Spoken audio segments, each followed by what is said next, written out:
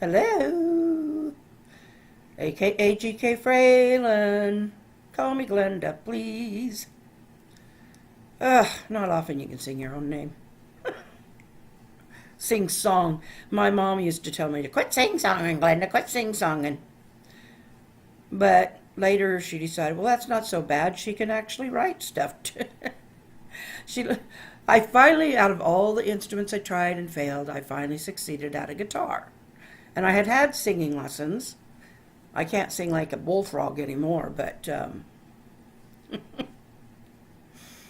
anyway, she decided maybe there was something creative to that sing-song. Can't say it was much. Anyway, back to this. You want to hear something gross? Sure you do. Do those of us with COPD look into the tissue and check the color of our mucus? You bet your darn patootie we do. Of course we do. It'd be stupid not to. Yes, we do. It is essential to our health that we know if we're coughing up a lot of green, yucky stuff, or if it's getting a really dark yellow, or if it's a brown, if it's bloody. Those are all things we need to know, especially, and also if it's real thick and sticky and all that. I know it sounds gross. Don't listen if you don't want to hear it. But for us, it's important, and I want people to realize it's important. Because, for one thing, our doctor's going to ask. If we're feeling sick, we go into the doctor and say, my chest hurts and I've got all this stuff coming up. Well, is it thicker, or is it just kind of thin, or is it just regular? Well, we're going to know if it's thick or thin. I mean, that's just, we can feel that much. Does it have any color to it? Don't know. That would be, he's like, don't you look? They don't do that. But, well, maybe. I just always looked. You can tell them if it's getting, this is the thing. If you are getting to a dark, if you're getting, yellow, copious yellow, green stuff that you're coughing up, it's good indication that you've got something going on. You've got some kind of infection in there. Yes, sometimes you can even taste how terrible it tastes. Anyway, it's not pleasant to talk about. It's not pleasant to have to live with either. Anyway, it's one reason why I'm so trashy. I go through a lot of tissues in a day's time. And in fact, I have quit buying the more expensive tissues, and I've just gone to using really cheap napkins. Really cheap paper napkins, because they're soft enough, but yet, and they're absorbent, but they don't cost as much. Anyhow, it works. We always have napkins around. We don't always have, if I get through a box of tissues, although sometimes I wouldn't mind, if I've got a head cold and I'm blowing my nose a lot, I certainly wouldn't mind some puffs with lotion. But I'd probably end up wiping my glasses with them. That wouldn't be good. Okay. Enough of that. We do need to know the color. And seriously, we need to be on top of our own health. And we need to be proactive. We need to have our shots. We need to keep our doctors in line together with our pharmacists. Use primarily one pharmacy, or, well, like there's some, like Walgreens has a chain where they can all check with each other through their computers and stuff. And that kind of thing. don't be jumping from one pharmacy to the next, and don't go to one doctor without telling them what the other doctor has prescribed. My medicine list when I go to the doctor is a full page. Full. I can't show you in there. It's a big page. Well, an 8 by 10, 8.5 by 11 sheet full. Generally, depending on who's filling it out, of course. But it's, things change too. My medications change. If I've just come off, if I'm on heavy doses of prednisone because I've had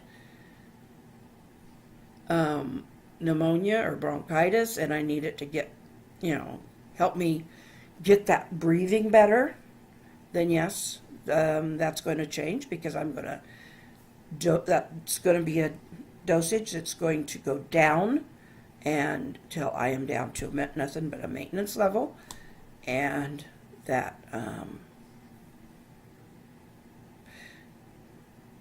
that will change what's on my, because then we're going to cross that off, go back to the maintenance level.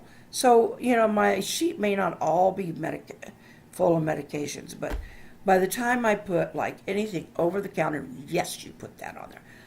Anything over the counter, inhalers, all of that stuff. They always like to know when your last appointment was. That's something I have a problem with. Because if it wasn't with them, I can't quite remember on the top of my head when I saw my regular practitioner last. That's always my bad one because I don't see them that often. Got too many specialists. So, anyway, just a little heads up for the day for those of us with the COPD. Now, there are other disease processes, and you have your own things that you have to deal with. And I can't sit here and tell you what to do because you're the expert on your disease, your body, even within our group, within people who have this kind of thing. But there are people who have heart disease. There are people who have cancer. And, there's things that people have chronic illnesses, and the people around us need to understand. And the people that maybe aren't so familiar, but may just become familiar, need to know. Did you know cigarette smoking is not the only cause of lung cancer or COPD? It is what they call the main cause, and probably is. But chemicals cause it too. Radon, chemicals that in constant contact with certain chemicals. Well, mesothelioma is a lung cancer. But asthma. I mean, you get asthma, you get a chronic asthma with a chronic bronchitis. They can fall into the COPD range. Or into the COPD list of diseases. So some limit it to like 3 specific ones. Others don't limit it that much. It needs to be respiratory, it needs to be chronic, and you have to have at least 2. So anyway, with that.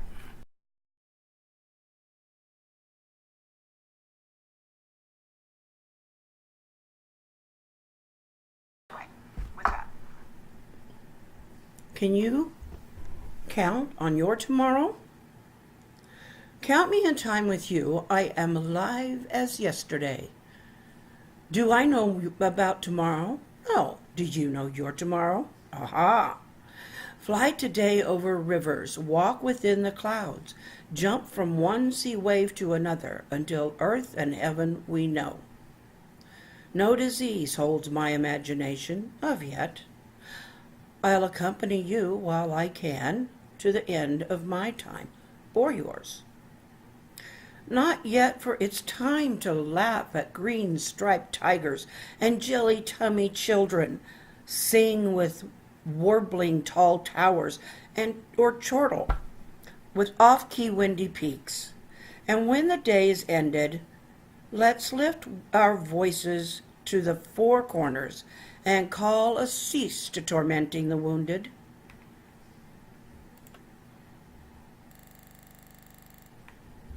I hope you enjoyed the poem. I wrote it this afternoon. It was something on my heart, and I just felt like it fit with this. The main thing to remember is the last part. We're not done. We still got to laugh at those little green striped tigers. You know, we may have to color them, but I'll laugh at your green striped ones if you'll laugh at my rainbow, at my rainbow colored child or whatever.